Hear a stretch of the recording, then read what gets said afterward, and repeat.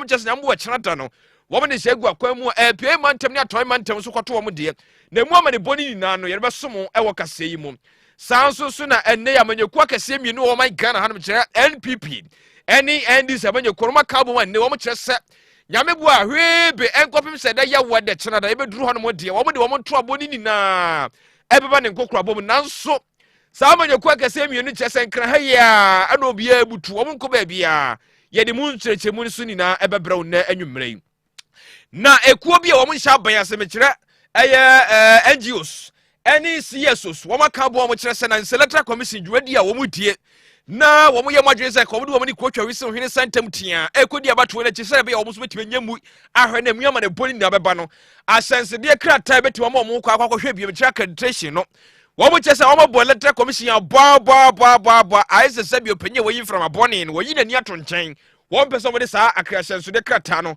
ebema wo mane so komodie e wo hono mo sanso so na nei sexy dondon abranti a eye fie kakra bi ne beto ja kire se kanimra se bi de no gire made so mo abua kwano fa beto mpeso so wura JB dankwa wono to tie na no wonse do ani tenam so a wo kochi abranti sexy dondon no enne de ya no enene court a se abranti ne nkobo ne kwadu na nsama wudu efiri mu bana ne nso nkiremu e wo hanom de besomo ensam weni nsama wudu obi amaje pene ne besomo se Asaasepa kase bo akokoraba nyaako abron mani bidi minam di kase mu nam na maho ya fe nyibre ne tutu na basane sire emfama wo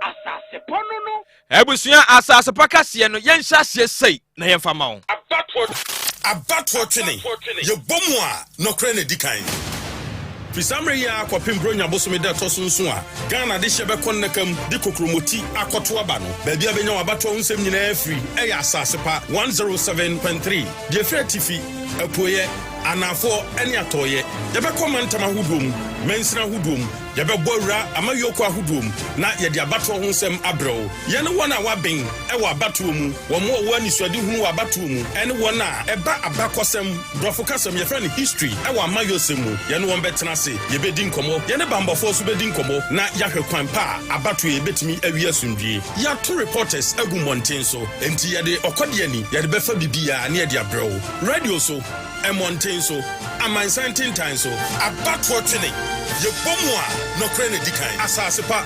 107.3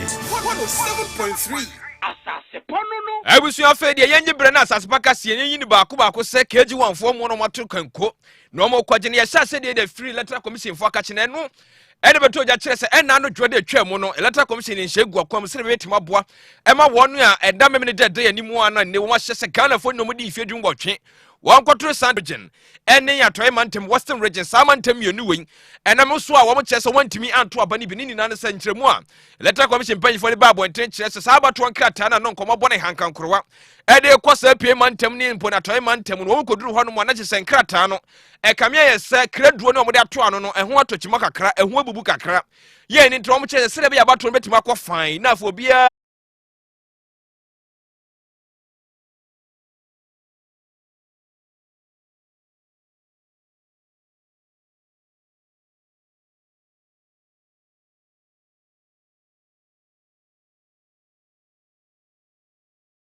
so my crowd pa woman in shegu akwemu any indelible ink any biometric verification devices any voters register ni adeni na aye crowd pa enti obia no aye crowd se wo kwoto aba saman yenu no wo mu yare semu kyerese Electoral Commission fo nhye mu de gu akometima aboa e ma bato nso tima kodwojo pan yentie semu a Deputy Chairperson TV Gasabedi Echire Edima Electoral Commission Jumakun eye Dr. Bosman Asare what opinion on Asaasepa kase edin komodin chechemu mayen. The Electoral Commission is very much ready for the special voting tomorrow.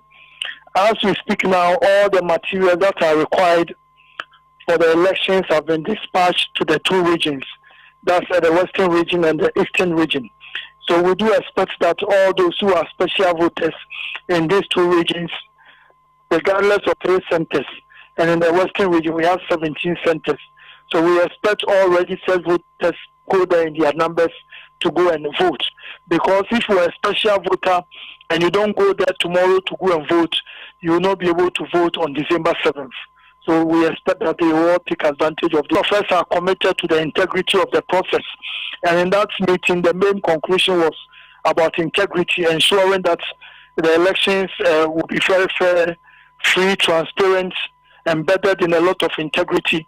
And that's what we did by taking that decision to reprint the ballots for the East season, working together to ensure that Ghana achieves another successful general election. So, we have been incredibly consumed by the printing of the ballots and getting ready for the special voting.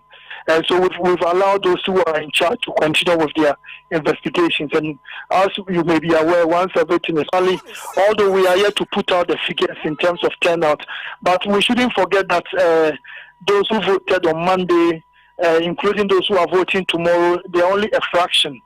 An insignificant fraction of those who are voting come December 7th. So it's not a number we must place so much premium.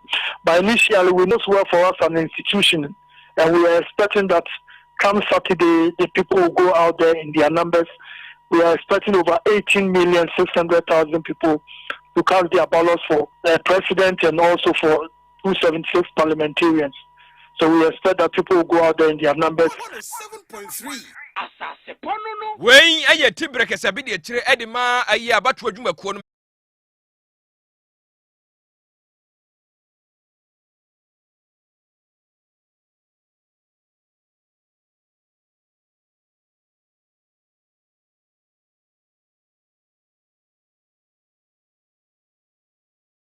na mo so ma boa ne ade ni na tesan ena toy mantem honum de ogire muselata commission chairperson Mami Efe Wilson wants to get opinion. We have collected them to their various stations so that we can have a smooth takeoff for the SV tomorrow. Okay, so we are hoping for a peaceful exercise, right? That's pray for us. That is what we all need. 107.3. Asaasepa no. Efe Wilson. Electoral Commission adwumakuo no. Wo panyin pa ono no wa toy mantem takura de ene Western region potem hono one of the sons of Munina to Jabra money Bonnie Isaac Hughes about Pininoa. What besides a senior or deal with the Gua considered by that Jawa the day in Yambu Chinatano. What was with me a special voting in the Notreno and a scientist Montana near the Yafonwa. One more a try man Temco be some a bowl Yambu Chinata letter commission penny for the San Shegua Quemwa. One more chain was a special vote franchise as well. We were expecting to cast our ballot on Monday, our special voting ballot on Monday, but due to some few reasons, we were supposed to do it on Thursday. Hopefully, it's going to be ready for us to cast our votes. I'll be casting my vote. That's a special voting. All we want is peace. Peace is all I'm calling for. 107.3. Asaasepa no. Ebusianti when ye yafo no omo wa toy mantem pie manto esase wo mo so yambo akina no wo ba ye krado pa eni aprosifo asojafo eni zamtwerofo ne electoral commission panjifo no awia taso asebesen omo nu nso aguso se gwan Ghana hanom ne enko e mane boni e wogina pie mantem John Atefua enkodi ko se ebe na electoral commission panjifo de egu akwan mo hwe nim se yambo akina da special voting no e be koso ho no mo yo se Oba pie mantem a ya wa 33 constituencies edia ana ewa ha na enne no constituencies ni na enya omo otna de oboni be friend special voting no ama ni na etime akwa fudu na many central for ene police for ni asoja for a otna omo be yesa edmeti bi no etwetwe nkomo no obia aye crowd obia aye ready you think a Jordan Sunday be ready why ready bono so a the electoral commission assistant no na dwumadie no etime asal asie na yenka etie for say eye enra ana ballot papers a ho ba asamo no nti no electoral commission etwe ade ne ba ochena no enra ana wokogina ho ekohwe ni nyina ana police for ene central for bi no so ewo ho na te so ochena de ye ka na je say essential for any police for higher crime. Wadama.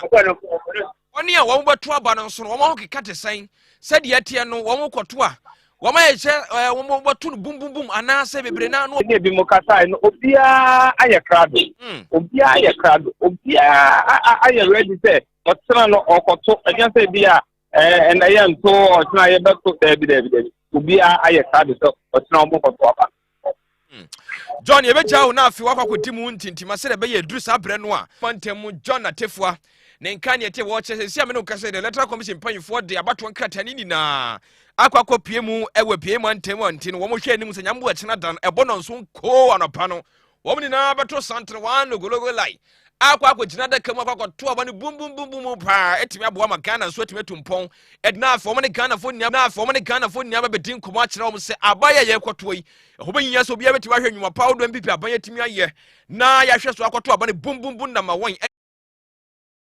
We used to learn what they call nursery rhymes. And that one, you just have to learn it by heart.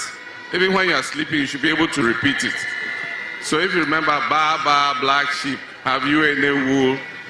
Then we had Humpty Dumpty sat on a wall. Humpty Dumpty had a great fall.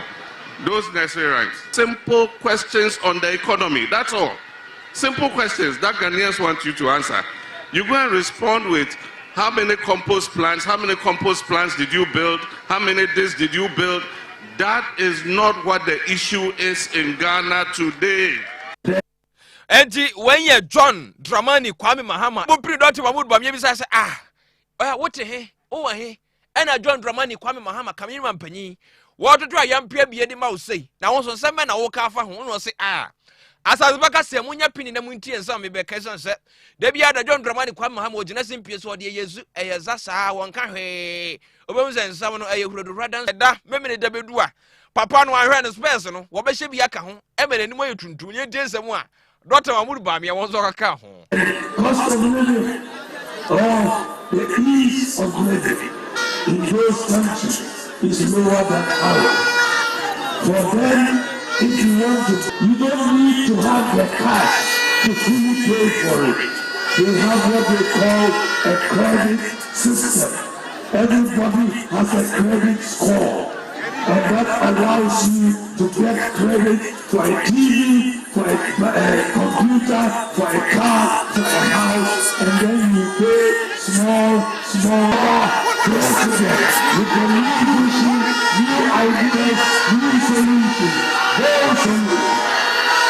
So, that we can go for the former president when we go bring back the former president, then we will get a second-hand president, a second-hand. Which one do you want?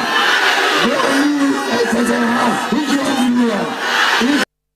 Abusianti when you allow Dr. Mahmoud Bamia was it is possible you to Frank Adiama and people man you couldn't open and penya konya ni bie na nini na ne nyambo akyina da no enkrabu primant ma be huru pa ene wo ya no opon adwuma bo campus ho no mo anase be kwa Madina akwakoji enjiremu ni ade ezanse uduru lego ho no mo de ene people man you kono butu ho kese pa ana uduru Madina Zurak Park ho no so ene zaman you ko so wo mo de won Frank no ase ho no mo amenasi na yankoni ya mani boni water grefri Legon campus hono mo enkodi nkomo Gabriel Teko Mensa Gabriel otimi kama ajuo me ma wajo me so meje so wada ma boye nkyire mu sisa me no kasai enseseye ete se Legon ya pomu ha na asa me no kasai die omugusu man to stage an star a very stage that finally organized for ni komo me ka ka se me chafu but komo na de o ma amount to kasai as I'm not saying your mom very stage I will value on your book here and will come out with you but and the color argument Gabriel Tibambo mun sam te say ho Bambo there for security me or more help say or more the and color number in near bia e campus for no nobody on fly abobo baby and then they also have but as I'm not say there they said that home police for me to people e were legal siapuma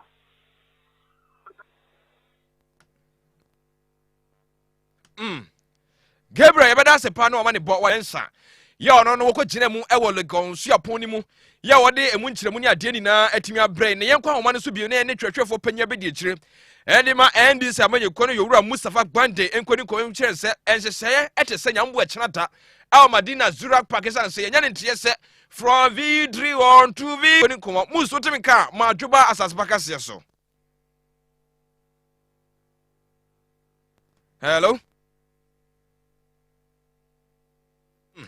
Mustafa Gbande wada ma temika u dem abato twene ye bomu a no kra na dikan Pisamre ya kwa pimbronya boso meda toso nso a Ghana de hyebe kon nakam de kokromoti akoto aba no baabi abenya wabato nsem nyina afri eya Asasepa 107.3 de fretifi apoye anafo ene atoye yebe komantama hudum mensina hudum yebe bowra amayoko ahudum na yede abato ho nsem abrew ye ne wona waben ewa abato mu wo mo wani suade hunu abato mu ene wona eba abakosem brofo kasem ye friend history ewa amayosemu ye ne won betena se ye bedi nkomo ye ne bambofo so bedi nkomo na yahwe kwan pa abato ye betimi awi asundwie ya two reporters agu monten so enti ye de okode ani ye de befa bibia na ye de abrew radio so emonten so amansantin tan so abato twene ye bomu a no kra na dikan Asasepa 107.3 abato twene kon nakam de kokromoti akoto aba no baabi abenya wabato nsem nyina afri eya Asasepa 107.3 je fretifi apoye anafo ene atoye yebe komantama hudum mensina hudum yebe bowra amayoko ahudum na yede abato ho nsem abrew ye ne wona waben ewa abato mu wo mo wani suade hunu abato mu ene wona eba abambofo so bedi nkomo na yahwe kwan pa abato ye betimi awi asundwie ya two reporters agu monten so enti yede okode ani yede befa bibia na yede abrew radio so emonten so amansantin tan so abato twene Ghana fo nyina so etimenya hu chafane engotie nsamo a eye Dr. Emmanuel Akwete yo no ne executive director ma IDEC wodo tudwabra no ne nsɛmtwɛfo edin hyiamu wankampopuni mantem hanamo. And so the idea of setting up situation rooms across the country in all the regions was that the police can only act swiftly, and particularly the Election Security Task Force, if the information we give to them are credible. And they have a way of verifying what we give to them. They told us, if you don't give us credible information, it means we have to investigate everything, and our intervention might come late, and maybe we can't avert situations. So Civic Forum then was not always about looking at, who is winning, assure everybody to exercise their rights, and that if disturbances occurred, the police could act swiftly too, because they had credible information, and we had many coming in to support this. So it helped a lot, and it continued to operate even in by-elections and so on. More or less it's become established. And they looked up to the Civic Forum. In the regions, we had Catholic bishops, various other groups, Methodist Church and all that. Our Muslim brothers were there, Ahmadiyya were there, and so on. And it helped us hold the fort to now. But now the proliferation was the first group it invited to come and see its situation room. And we couldn't tell them the story. We thought we didn't have the time, but they had designed it like the police, all over the country. They have situation rooms in the regions and what people are doing, and all the officers were there in their business. Wey Executive Director Edema Institute for Democratic Governance IDEC Ora Dr. Emmanuel Akwete nkane ati na buso ye to Asasepa sianso ne ginemu e wa bato nsankan mu a na no na ekuo bi wo mo champion aso wo mate wo ho a wo mo chese de be ya bato be koso enso wo so be ani betimi adi akire bie na etimi aboa ma Ghana nso so betimi nya ne nto pafura wo mo ni na babonten chese nka se de be ya na electoral commission fo betimi mo tumi krata se de be ya bato be koso wo mo so be ka ko di akire bie no matimi ahwe na afede be to fom bia no wo mo ni Ghana fo ntimi ache no wo mo chese sa krata no nke betimi mo nkwan no wo ko gina mu na afei wo mo timi akohwe bie no wo mo chese electoral commission fo mpanyifo yi wo mo not free ye ni to mabom electoral commission mpanyifo emfa nkyere mu bia emra wo mo ye eno na nada yi an wo mo ye nsamtwefo nse wo mo chese kuma no okay kan wo mo buru aduo no 20 money aye kuo ne bia wo mo so from din Center for Conflict Resolution Ghana ɛne ekwa wodo akeka ho bie na ne wo mo experience ntwefo nhia mu a wo mo ne sama ne boy nyina ebrɛ na election watch Ghana Jude Bama yo no no ejina wo man mu wo ne na one nsɛmtwefo di nkoma wo kyerɛkyɛ die ntia ne electoral commission gina si wo mo nkyɛ so sɛm a Jude Bama wo de tutwa this year no CS on Saturday watch and observe the elections. Nobody in this country can stop us from observing the elections. We know those who tell them to give accreditations. Now they were saying they are going to give the media 12 accreditation and they have increased it to 4,000. Let me tell you, the 4,000 is just a chunk figure. They increased it by 2, made it 14. The media houses in this room are more than 14. And you see saying that 14 media houses should broadcast their results. They are just joking. Their office has its rules and regulations. And some of the rules of the regulations allow independent CSOs to observe the electoral process. Jamesa, you can't and you will never stop us from observing these elections. The media and the CSOs, nobody in this country, I mean nobody except the Constitution, can only prevent us from observing these elections. We are going to observe it, we are going to tabulate the results, and we are going to announce the results. That accreditation, we are taking it. If they don't give it to us today, tomorrow, Friday, Saturday, we and our 4,000 people will be at all police stations to observe the elections. We know the electoral malpractice by the EC officer, the temporary staff, that between 12 to 3, that's where they give people 4 ballot papers, 5 ballot papers, 10 ballot papers at the Eastern region and the Ashanti region. We have gone there already to do voter education to them. That if you do that, the police are saying they will talk to you as a human being, but if you don't listen, and Boabewu mean animals will die. Anybody who is an electoral officer that gives more than 1 ballot paper to anybody, we bet you'll be arrested. You not only not work for EC again, you cannot work for any government or private institution in this country. Your motto is integrity and transparency. You are avoiding transparency and we will not allow you to avoid transparency. When a Jude Bama, you are on the election watch Ghana. A common back corner, Okudin Common, and watching a bopini. Electoral Commission penny for a money bonnie, Shiraquabi, and one couldn't come of Jesus, a bo, so what? And in Tansa, a crowd way, one day bomb on the Muswaka Hussein. And Electoral Commission penny for the Bible and Timber now, and some men as I call one kika. Sabio, one more honeymoon on wedding crater by a 1 pack accreditation. Now, sir, for near church, one crater near dear son, you hear much as one would didn't come baby, one free bar. Baby, and one more the Koyana dear, what the Codini Juma. And Traban is a letter commission penny forcing to me for to me crater. And Mamma won't go did you want to my and Tenam swap. One would just a baby and to any accreditation, one would just a woman dear. One of my accreditation, one year, one show, one would dimu. Aye, ni pass, you want to do almost such a Jama almost said, do my own codino. But you are born my commission, you were going to Frederick Tete. What did you in a bra, Yamani Bonis Rakwabi, Ebo Prino? There was a group that came and they were telling me that accreditation was given to them for the Asin North. And I said, go and bring the letter of the letter that approved letter for us to Asin North. He was lying. So you have groups that are coming from that. No, we don't give accreditation. If they are giving accreditation, check your background. If you don't qualify, we don't qualify. 107.3. And I don't say if you don't qualify, you don't qualify. And found in the Abbey, Opa Coyensam Trefon Sham 100 or ha. Now, bet you won't say, let her commission pay for here with some. Now, for one sem for Tanafe, a Trimo powder would detach into Opa accreditation in Dimwa. Woman to inform such a mouse set Jom Kata, now calling a month, and I could did you maybe and to me more my Ghana. When a deputy head of research, Edma Letter Commission Jumakono, Ura Frederick Tete, Nenka, and your tea, you know.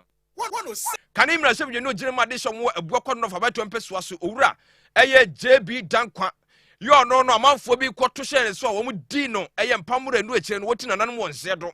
A young 50 minutes and a sansom we see and I know, and ever to the chess and Rani could do a cheer. Now sexy Dondon who born will be a nay. Quote, as I said, Ned then yes, yes, one way met me up bonny quadro so. One on whom bomb will be an answer and whom bomb your money bonny Elvis Sandro.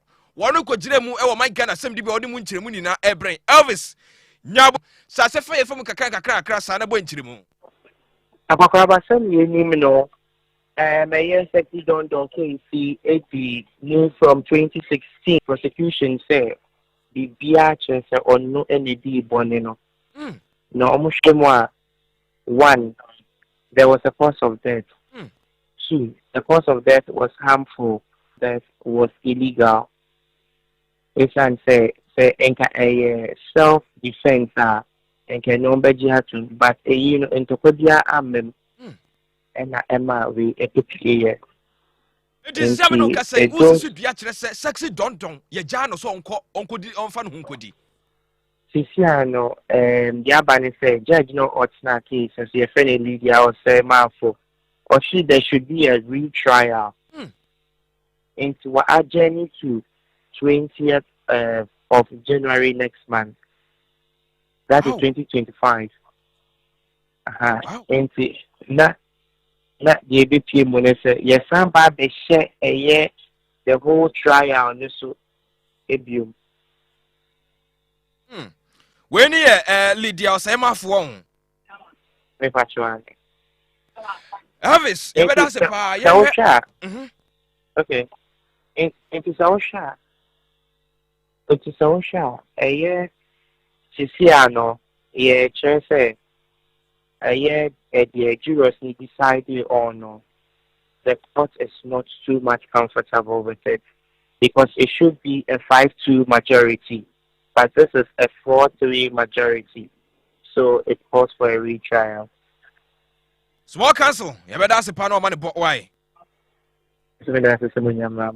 Ebusu amani boni otun krafi my Ghana sem dibia Elvis Andro na mani bobi ene ete ye wo kyese nipa nso wo kwatena piamu a na wo mo sexy dondon kwadu wo mo kyese mu nan de wo mo kyese boni kyerɛ sɛ wono woka ho bi nanso nsa me no ka sɛ wo mo tena tu ade asɛm na hyeda eye general bosome me sɛ afifoforo besi mu no ɛna wo mo sa akɔkɔdi asɛm ni bio na afi wo mo ba hu ni sɛ no kɔ ye gye citizen kofi wo so di ode aba so hwɛ MPP o de we o MPP na ekɔ wenso dia wode aba no na collection hono de wo magima tumu a kaseji mpameku hono kese pa yenso yeda ase nak abusua me sore so de na bone hini ba fa wuwa e de tumpan dwumadi nso eto aso na ene nkomo no mu hwam esan se wonya bi anti a be me ya pa aka eye to na bro na Ghana fo nyina akoto santene kɔto abakɔ yi mampanyi ɛne mra sɛbja ɛwɔ abatuo mu wɔn mo wɔ anisɔde hunu wɔ abatuo mu ɛne wɔn a ɛba abakɔsɛm brɔfo kasɛm yɛfrɛ no history ɛwɔ amayɔsɛm mu yɛne wɔn bɛtena ase yɛbɛdi nkɔmmɔ yɛne bambɔfoɔ so bɛdi nkɔmmɔ na yɛahwɛ kwan pa a abatuo yɛbɛtumi awi asomdwie yɛato reporters agu mmɔnten so enti yɛde ɔkɔde ani yɛde bɛfa bibia ne yɛde abrɛ wo radio so ɛmmɔnten so amansan tentan so abatoɔ twene yɛbɔ mu a nɔkorɛ ne di kan Asaasepa 107.3 ATUMPAN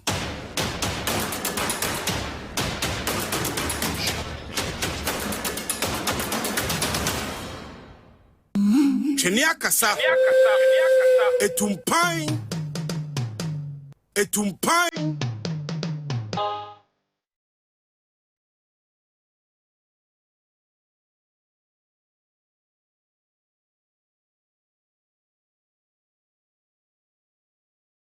ATUMPAN Chenia kasa ATUMPAN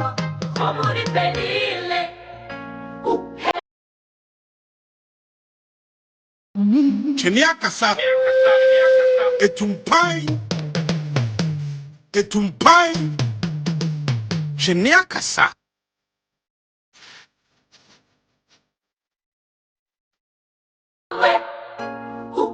Asasepa minyamumpo Asasepa nono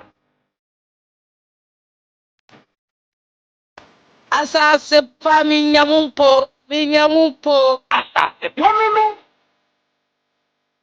ATUMPAN Chenia kasa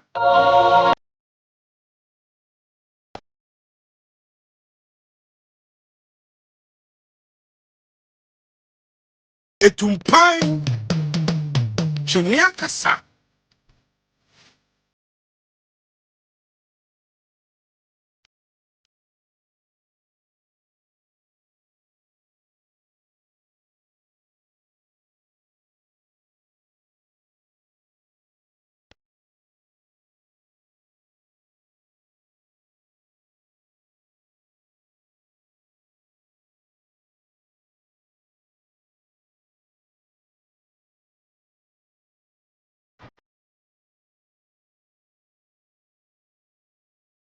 Mumpo Asasepa.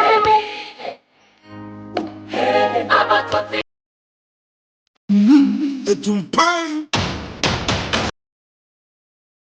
Chenia kasa. Epachoma memo akwaba. Emra Asaasepa 107.3. Emra Susa yedi atumpan juma die somo. Aye December bosome da toso 9 2024 the year of our Lord. Akamre ne kakra bi na Ghana de hye konne kama kwato aba. Nyame ya duma Saturday. Na se Ghana for se wo nipa wo to aba ma no de entia wo to aba ma sa nipa no. And decision I will take in a Saturday, no. I am finishing my decision. So be careful. And your decision I will take it. Now the chia I refer you. And finish party night decision. And I will take in a Saturday. I count only 2 days, 12 hours, 6 minutes. 28 seconds. Na Ghana this year konde kama kotwaba. Media de bono hinba for wa. Yeah, transmitted live from Cantonment. I want Crampumpini Mantamo, Joe Latte Studio. Producers in Crado, and you may be in coma, but you are the campaign to my bro. AJ Japan, senior political aide.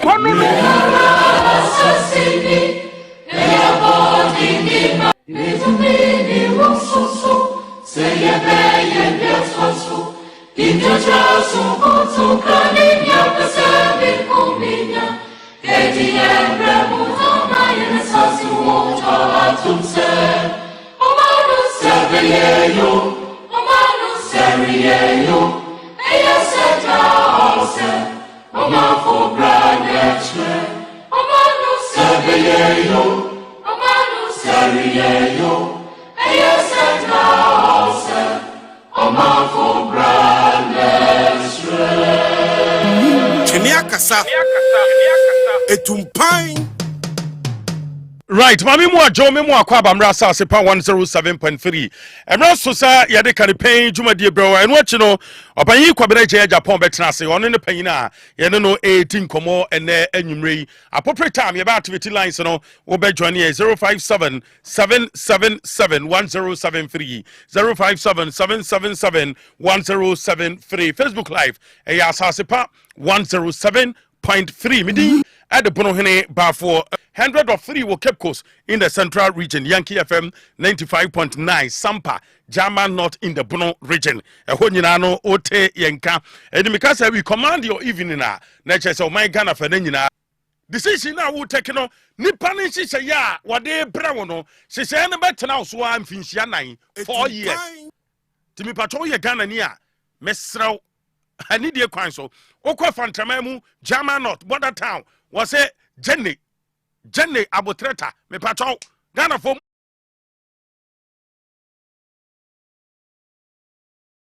Massa Hinchirima. Now, the Chirima caught, I would have won was soon more.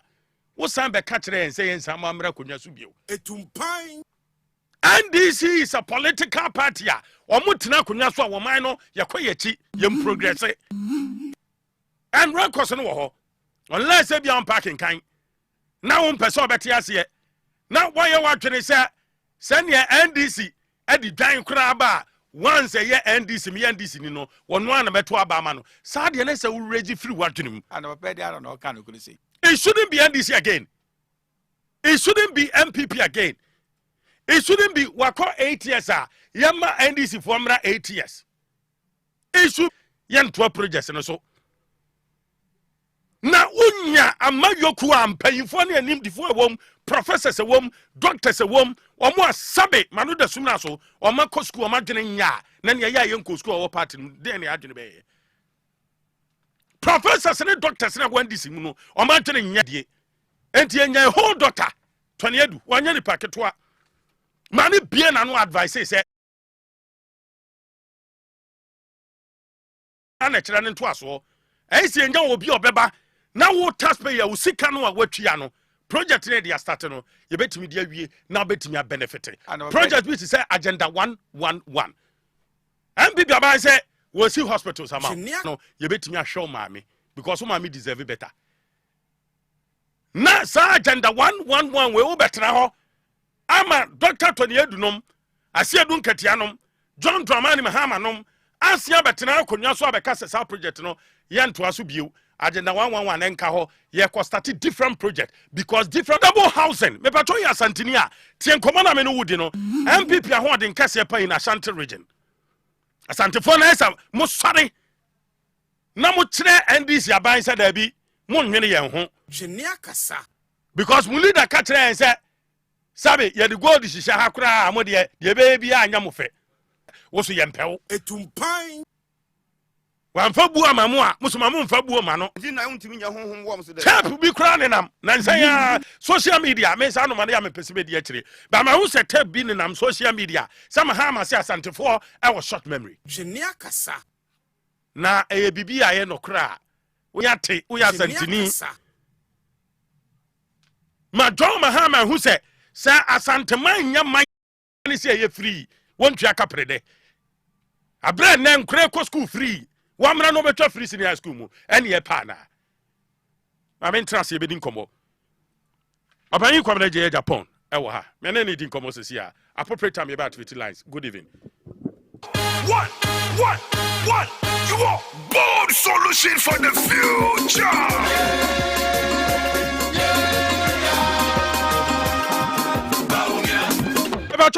Chomemu akaba Asasepa 107.3 ana Ghana tie ha na esa utie akana fuani mienu 11 hours few minutes na Ghana this year kon ayopanyi kwabena chei e Japan senior political aide Dr. Alhaji Mahmoud Bawumia la pano hene ni motumi so abre pa oba kwabena bre adwuma na den banyame ti ase na me be hye no ho anmunyam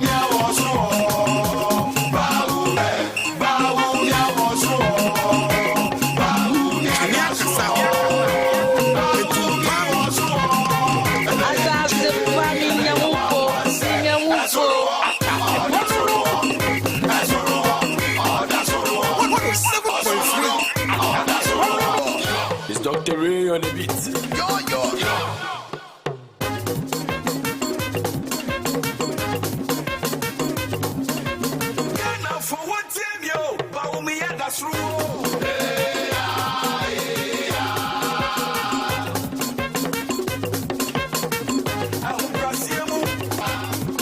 Choti and Kawan Krampum Pidimantamu ha Assasse 98.5 for Kumasi in Ashanti region. Assasse 99.7 Tamale in the northern region. Assasse 103 Cape Coast in the central region. Yankee FM 95.9 Sampa Jama North Bono region.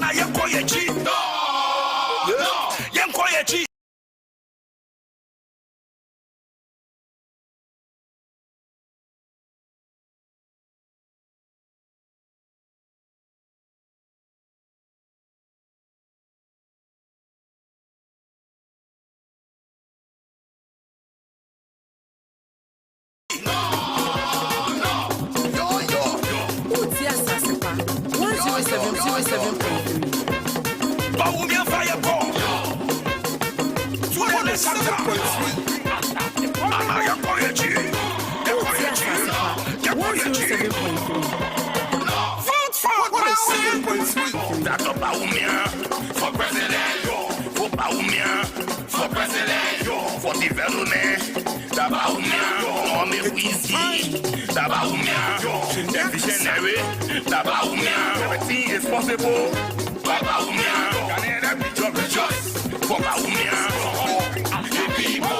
They get love for. They get care for. They want to. We hear everything is possible.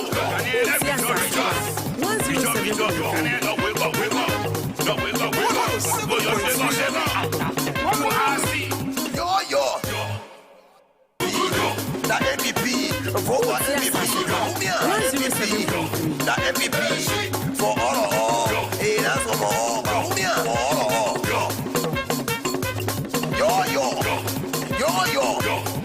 Yo. Better education, empowerment, development. That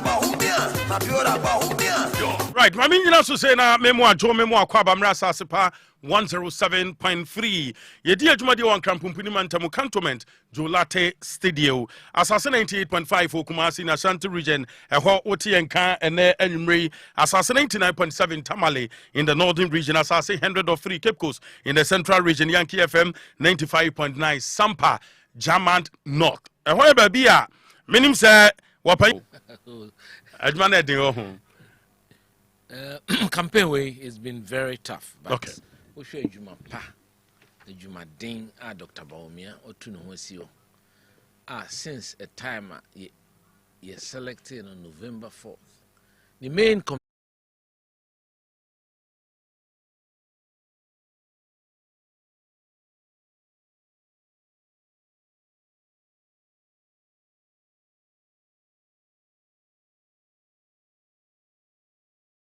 Wafre Sarachi, Wafra Himfo, Fita for, Sanwa Juma for, nurse for, farmers, Quia for. Na ono ma dinkita ho na de efene sansan no no mbeka sakra o ma o ma kwanya se bibie da o makoma so e ha o mu bia